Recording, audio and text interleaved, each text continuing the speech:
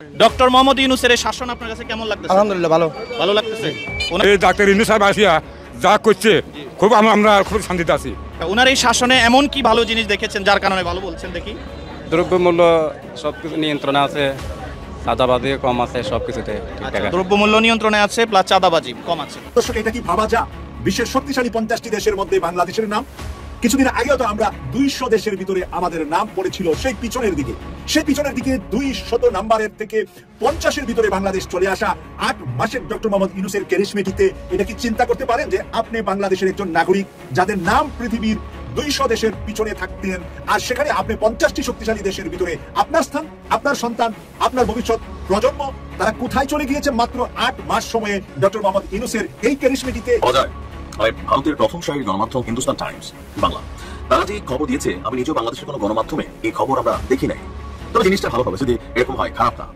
বাংলাদেশের লালমনিরহাট তারা আছে আমাদের সম্ভবত উত্তরবঙ্গ এলাকা, একটু পিছিয়ে পড়া এলাকা, বাট এই এলাকাটা কপাল খুলে যাবে ভাই। কেন? বাংলাদেশের লালমনিরহাটে নাকি বিমান ঘাঁটি তৈরি করতে যাচ্ছে চীন, আর এই বিমান ঘাঁটি তৈরির ফলে হুমকির মুখে ভারতের চিকেন স্ন্যাক। প্রথম বিষয়টা হচ্ছে যে ট্রান্সপারেন্সি কি জিনিস, এটা তো বাংলাদেশকে বুঝতে দেয়নি গত 15-16 বছর হাসিনা। হ্যাঁ, কারণ হাসিনার মাথায় সবসময় ছিল এই সম্ভাবনাটা যে আমি আমার প্রতিপক্ষকে নিশ্চিহ্ন করে দেবো, এবং প্রতিপক্ষ পলিটিক্যাল পার্টি থেকে তো অবশ্যই বিএনপি জামাতকে আমি নিশ্চিহ্ন করে দেবো, এবং পলিটিক্যাল পার্টির বাইরে যে ন্যাশনাল ফিগার গুলো আমার প্রতিপক্ষ হতে পারে, আমাকে রিপ্লেস করতে পারে, মানুষের মনে আশা জাগাইতে পারে ভবিষ্যতের বাংলাদেশের নেতা হিসেবে, তাকেও আমি ক্র্যাশ করে দেবো। এর মধ্যে প্রফেসর ইউনূস ছিল। 60 জনের অধিক আওয়ামী লীগের জোতাচোরকে ইতিমধ্যেই গ্রেপ্তার করতে সক্ষম হয়েছে বর্তমান এই অন্তর্বর্তীকালীন সরকার। আপনারা জানেন গত 2 দিন আগে সংগঠিত হয়েছে বাংলাদেশের বিভিন্ন জায়গায়, সিলেট, চট্টগ্রাম, কক্সবাজারের বাটার শোরুম সহ বেশ কিছু শোরুমে আক্রান্ত করে কিছু এই আওয়ামী লীগের উচ্ছিষ্টভোগী দালালের সদস্যরা। এই সদস্যরা আমাদের এই বাংলাদেশের একটি সুন্দরতম আন্দোলনকে নস্যাৎ করে দেওয়ার জন্য, বিশ্ববাসীর কাছে বাংলাদেশকে হ্যায় প্রতিপন্ন করার জন্য, এবং বিশেষ করে বাংলাদেশে এই মুহূর্তে যে প্রায় 550 জনের অধিক মানুষদেরকে নিয়ে 50টির অধিক রাষ্ট্রের প্রতিনিধি নিয়ে বিজনেসের একটি সামিট চলছে, সেই সামিটটাকে বিতর্কিত করার জন্য তারা ওখানে চুরি সংগঠিত করেছে। বাংলাদেশের উত্তরের জেলা লালমনিরহাটে কি একটা বিমান ঘাঁটি তৈরি হতে যাচ্ছে চায়না এবং পাকিস্তানের ইনভলভমেন্টে? এ ধরনের একটা প্রশ্ন ভারতের মিডিয়ায় করা হচ্ছে এবং সেটা নিয়ে প্রচুর স্পেকুলেশন দেখা যাচ্ছে। আপনারা যে কেউ দেখতে পারেন, ইকোনমিক টাইমস এই রিপোর্টটা করেছে, পরে অনেকগুলো চ্যানেল, টিভি চ্যানেল, ইউটিউবে আমি দেখলাম যে তারা এটা নিয়ে আলোচনা করছেন রীতিমতো তথাকথিত বিশেষজ্ঞদেরকে ডেকে এনে। এবং এই মুহূর্তে বাংলাদেশের সবচেয়ে বেশি কনসার্নদের একজন পালকি শর্মা, তিনি নিজেও একটা এপিসোড তৈরি করেছেন তার এই বাংলাদেশের এই বিষয়টা নিয়ে। আজকে বিএনপি কিছু নেতা নেত্রীদেরকে বলতে শোনা যায়, এই মুহূর্তে যদি আমরা একটা লড়ান দেই, একটা অবরোধ দেই, তারা হরতালের ভয় দেখায়। অথচ তাদের নেত্রী ছিল হাজতে, অন্যায় না করে, কোনো অন্যায় করে না বেগম খালেদা জিয়া, কোনো অন্যায়ের সাথে উনি জড়িত ছিলেন না। 3 বারের প্রধানমন্ত্রী, বিএনপির চেয়ারপারসন, তারা যাদেরকে নেত্রী বলে সেই নেত্রী অন্যায় ভাবে হাজতে আছে, এই হাজতে থাকাটাকে তারা মেনে নিয়েছে।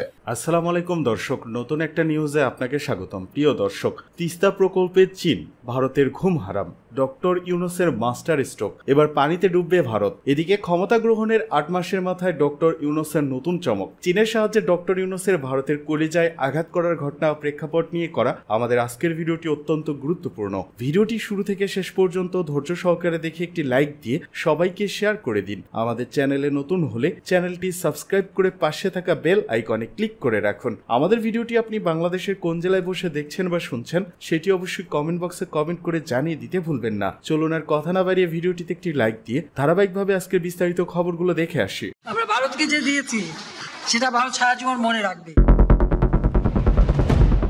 মুরগির ঘাড়ে ঝুলে আছে ভারতের বিপদ। চীন যে কোনো সময় ভারতের চিকেন স্নেকে কোপ বসাতে পারে, এমন আতঙ্কেই মোদী সরকারের রাতের ঘুম হারাম। হঠাৎই নিরাপত্তাহীনতায় ভুগছে ভারত।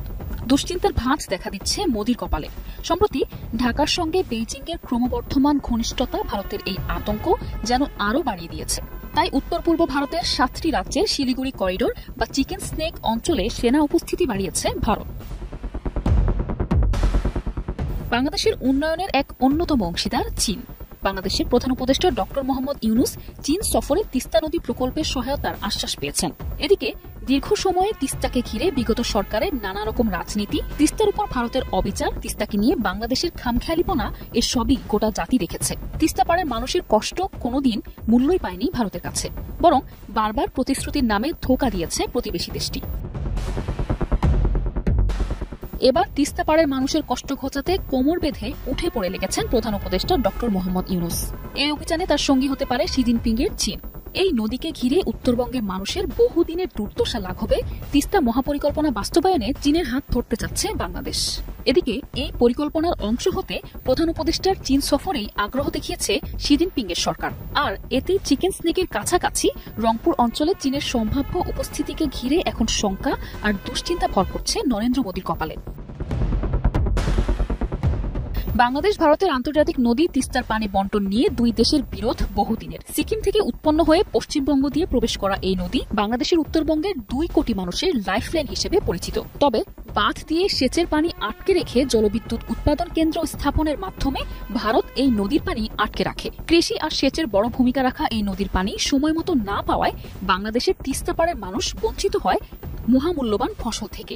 আবার বর্ষা মৌসুমে অতিরিক্ত পানি ছেড়ে দেয়ায় ভেসে যায় তিস্তা পাড়ের মানুষের জীবনযাত্রাও।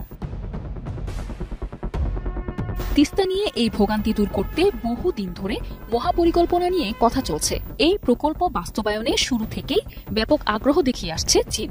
তবে আওয়ামী লীগ সরকারের আমলে ভারতের বিরোধিতায় তা আলোর মুখ দেখেনি। তিস্তার পানি ভাগ আর মহাপরিকল্পনা দুটো নিয়ে টালবাহানা করে এসেছে নরেন্দ্র মোদীর দেশটি। অন্তর্বর্তী সরকার দায়িত্ব নেওয়ার পর প্রাণ পায় তিস্তা আলোচনা। চীন সফরে শি জিনপিং এর দেশটির সাথে বাংলাদেশের পানি ব্যবস্থাপনার বিষয়ে আলোচনা হয়েছে। সেখানে উঠে আসে তিস্তার কথাও। নদীটির উপকূল ব্যবস্থাপনায় অবকাঠামো নির্মাণ ছাড়াও বন্যা নিয়ন্ত্রণ ও গ্রীষ্মকালে পানি সংকট দূর করতে বিভিন্ন ধরনের অবকাঠামো গড়ে তোলার মতো বিষয় রয়েছে তিস্তার মহাপরিকল্পনায়। এদিকে ভারতের একচেটিয়া সুবিধা শেষ করে দেশের স্বার্থে এখন চীনের হাতেই যেতে পারে তিস্তার পরিকল্পনার বাস্তবায়নের কাজ।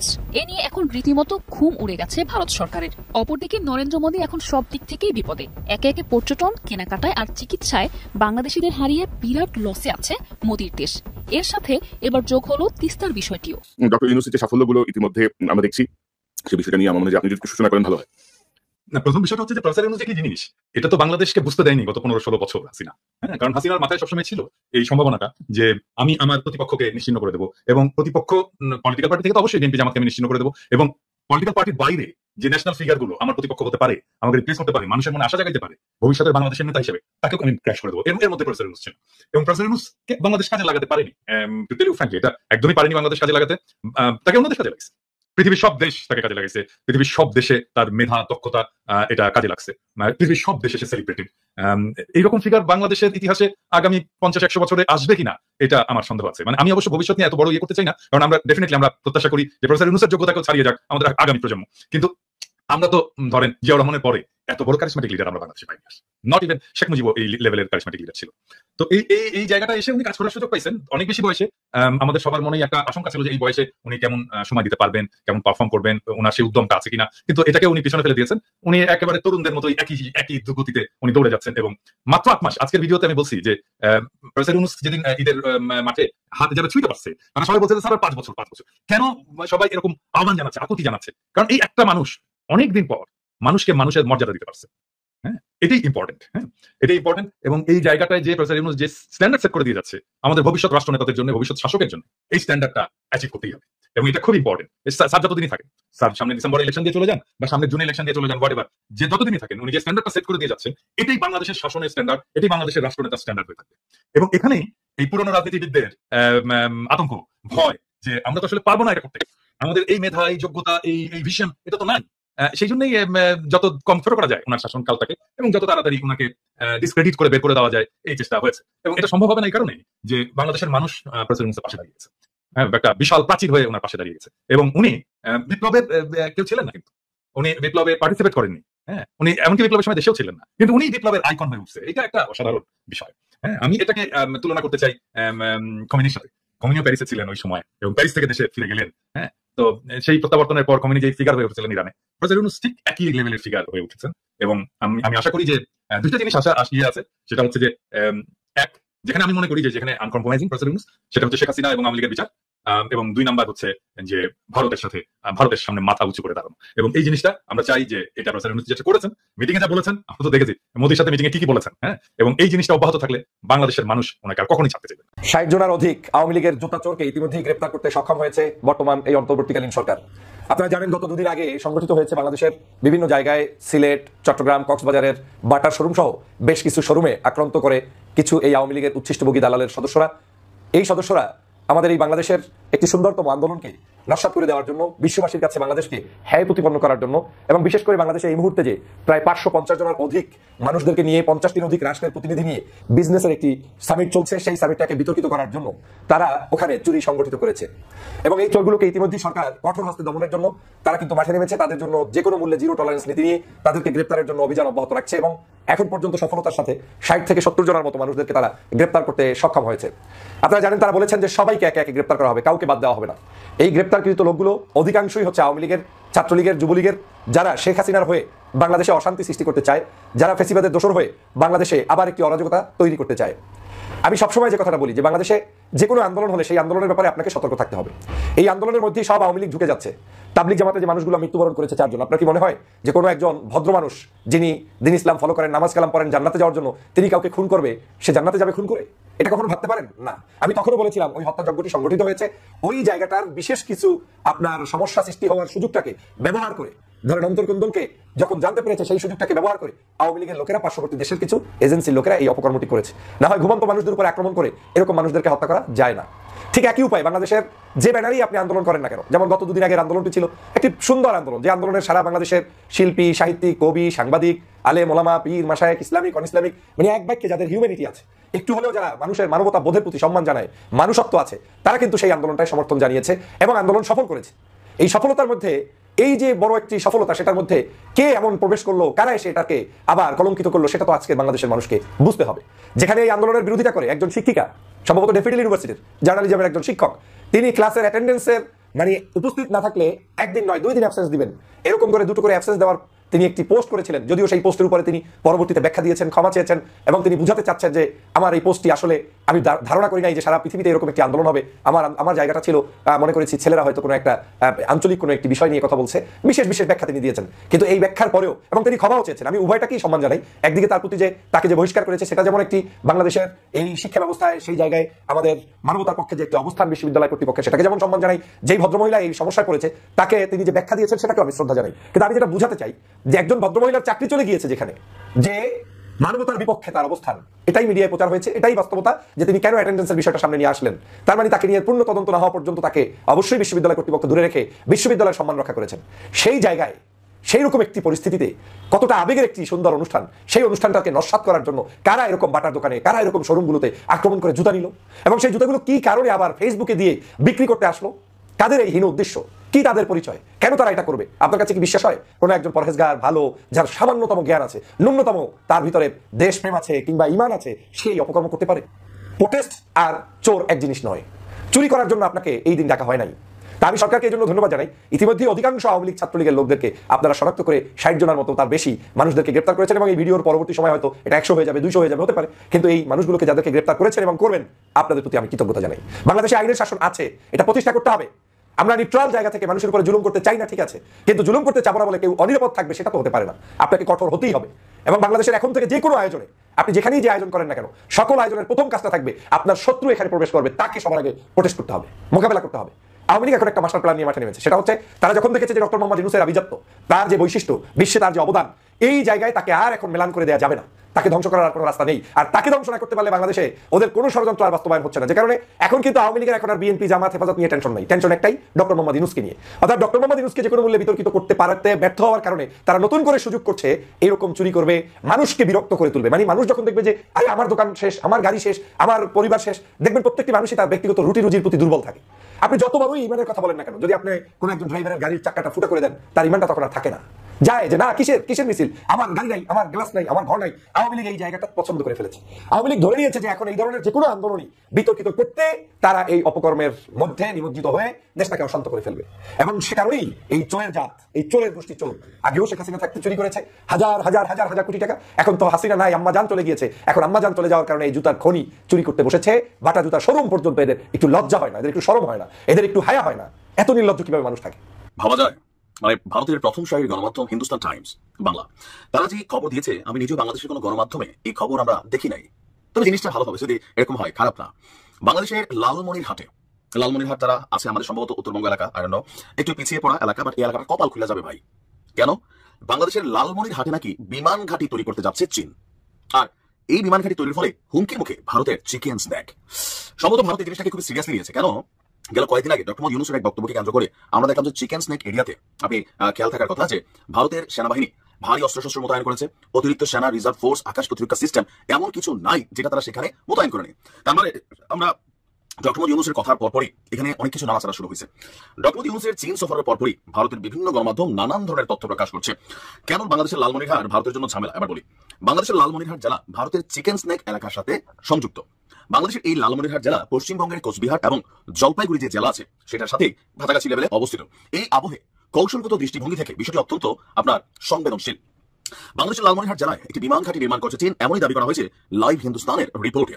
এদিকে চীনা বিমান ঘাঁটি সংক্রান্ত তথ্য নাকি ভারতের কাছেও পৌঁছে গিয়েছে। উল্লেখ্য, বাংলাদেশের লালমনিরহাটের জেলা ভারতের চিকেন স্নেক এলাকার সাথে সংযুক্ত হওয়ায় এহেন পরিস্থিতিতে চীনকে এই এলাকায় বিমান ঘাঁটি নির্মাণের অনুমতি দিয়ে ভারতের উদ্বেগ বাড়িয়েছে বাংলাদেশ।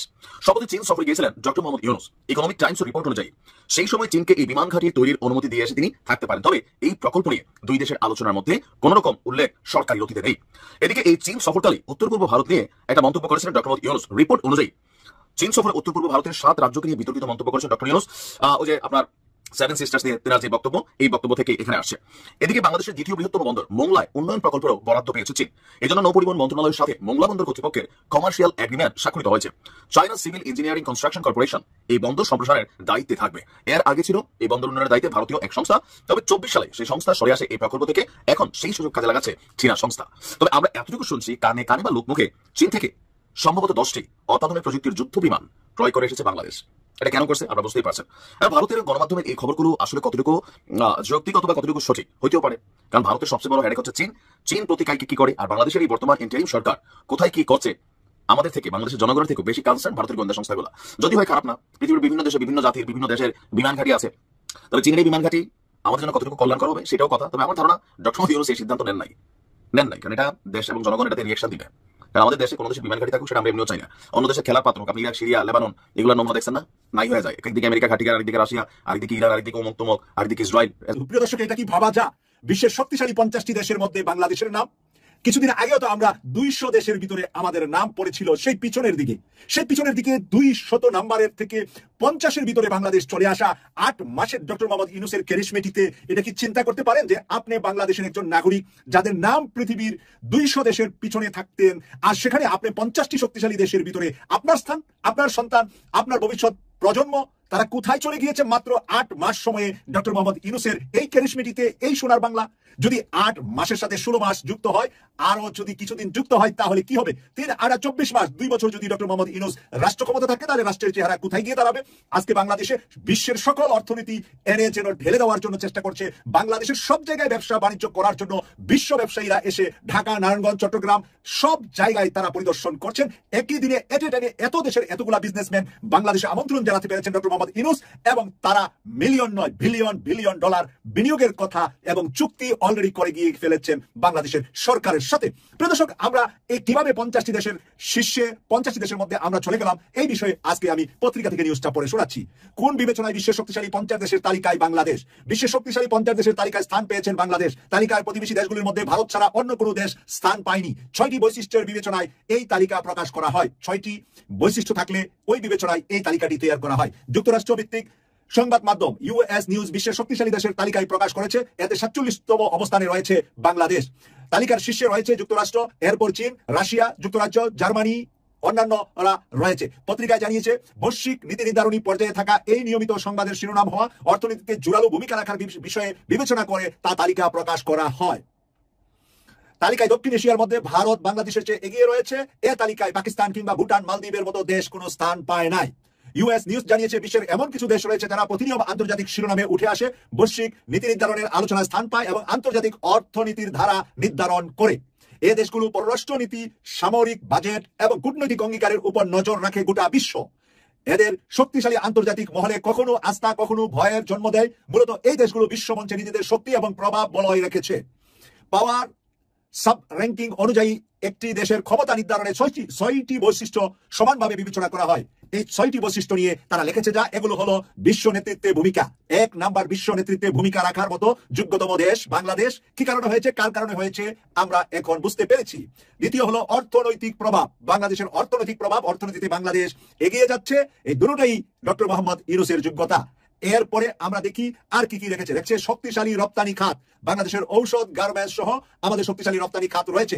রাজনৈতিক প্রভাব, কে বলেছে 7 সিস্টারকে আলাদা করে দেওয়া হবে, কে বলেছে ভারত খান হয়ে যাবে যদি বাংলাদেশের দিকে তাকানো হয়, সেই কথা থেকে সেই জায়গা থেকে রাজনৈতিক প্রভাবটি চায়না এবং পাকিস্তান সহ পার্শ্ববর্তী দেশগুলোকে বাংলাদেশের দিকে ঝুঁকে আনার যে শক্তিশালী প্রয়াস বাংলাদেশে বর্তমান অন্তর্বর্তীকালীন সরকার দেখাতে পেরেছে, সে কারণে আজকে এসেছে যে বিশ্বের মাঝে অন্যতম সেই 6টি বৈশিষ্ট্য নিয়ে বাংলাদেশ এগিয়ে আছে। তারপরে আছে আন্তর্জাতিক জোট ও মিত্রতা। আন্তর্জাতিক জোট এবং মিত্র দেশ আমাদের এই মুহূর্তে অনেক অনেক পাওয়ারফুল দেশ আমাদের সাথে আছে। সর্বশেষ আছে শক্তিশালী সামরিক বাহিনী। তাহলে আমাদের রয়েছে শক্তিশালী সামরিক বাহিনী। 50টি দেশের তালিকার মধ্যে বিশ্বের 200 দেশের মধ্যে আমরা এখন 47তম স্থানে আছি। 47 আমাদের র্যাঙ্কিং অবস্থা। 200 কান্ট্রির মধ্যে আমরা যদি 47-এ থাকি, তাহলে আমাদের সেনাবাহিনী ভারত ছাড়া আমরা সকল দেশের সাথে যদি দক্ষিণ পূর্ব এশিয়ায় হিসাব করা হয়, আমাদের শক্তি ভারতের পরেই অবস্থান করছে। প্রিয় দর্শক, এটাই হলো নতুন বাংলাদেশের নতুন স্বপ্ন। এভাবেই আমরা স্বপ্ন দেখবো, এভাবেই আমরা এগিয়ে যাব। আজকে নাসার সাথে আমাদের চুক্তি হয়েছে, আমাদের সন্তানরা নাসায় গিয়ে আমেরিকায় গবেষণা করবে, মহাকাশ গবেষণা করার সুযোগ পাবে। এদিকে হত্যা চেষ্টা মামলায় গ্রেপ্তার জনপ্রিয় অভিনেত্রী শমী কায়সার। বৈষম্য বিরোধী ছাত্র আন্দোলন চলাকালে ঢাকার উত্তর এলাকার টঙ্গী সরকারি কলেজের শিক্ষার্থী জুবায়ের হাসান ইউসুফকে হত্যা চেষ্টার মামলায় জনপ্রিয় অভিনেত্রী শমী কায়সারকে গ্রেপ্তার দেখিয়েছেন আদালত। আজ বুধবার ঢাকার সিএমএম আদালত এ আদেশ দেন। ঢাকার metropolitan magistrate GM Farhan Ishtiaq শুনানি শেষে এ আদেশ দেন। এর আগে সকাল 9টায় সিএমএম আদালতের হাজতখানায় এবং 10:15টায় আদালতে হাজির করা হয় শমী কায়সারকে। আদালতে শমী কায়সারকে গ্রেপ্তার দেখানোর আবেদন করেন মামলার তদন্ত কর্মকর্তা ও উত্তরা পূর্ব থানার উপপরিদর্শক সাদিকুজ্জামান। পরে আবেদন মঞ্জুর করেন বিচারক। মামলা সূত্রে জানা গেছে, গত 4 আগস্ট বৈষম্য বিরোধী আন্দোলনের সময় টঙ্গী সরকারি কলেজের অনার্স প্রথম বর্ষের শিক্ষার্থী জুবায়ের হাসান ইউসুফ আন্দোলনে অংশ নেন। ওই দিন দুপুর 12:50 মিছিল নিয়ে উত্তরা পূর্ব থানাধীন আজমপুর এলাকায় পৌঁছালে আসামিদের ছোড়া গুলি জুবায়েরের বাম কাঁধে লাগার সঙ্গে সঙ্গে মাটিতে লুটিয়ে পড়েন। পরে হাসপাতালে চিকিৎসা শেষে সুস্থ হন। এরপর আওয়ামী লীগ সরকারের পতনের পর গত 22 আগস্ট 11 জনকে এজাহারনামীয় ও 150 থেকে 200 জনকে অজ্ঞাতনামা আসামি করে উত্তরা পূর্ব থানায় মামলা দায়ের করেন ভুক্তভোগী জুবায়ের। মামলায় সন্দিগ্ধ বা অজ্ঞাতনামা আসামি অভিনেত্রী শমী কায়সার। এর আগে গত 8 ডিসেম্বর রাজধানী উত্তরা পূর্ব থানার হত্যা চেষ্টা মামলায় হাইকোর্টে জামিনের জন্য আবেদন জানান শমী কায়সার। আবেদনের শুনানি শেষে তাকে 3 মাসের জামিন দেয় হাইকোর্ট। পরে গত 12 ডিসেম্বর আপিল বিভাগের বিচারপতি মোহাম্মদ রেজাউল হকের নেতৃত্বাধীন চেম্বার জজ আদালত তার জামিন স্থগিত করেন।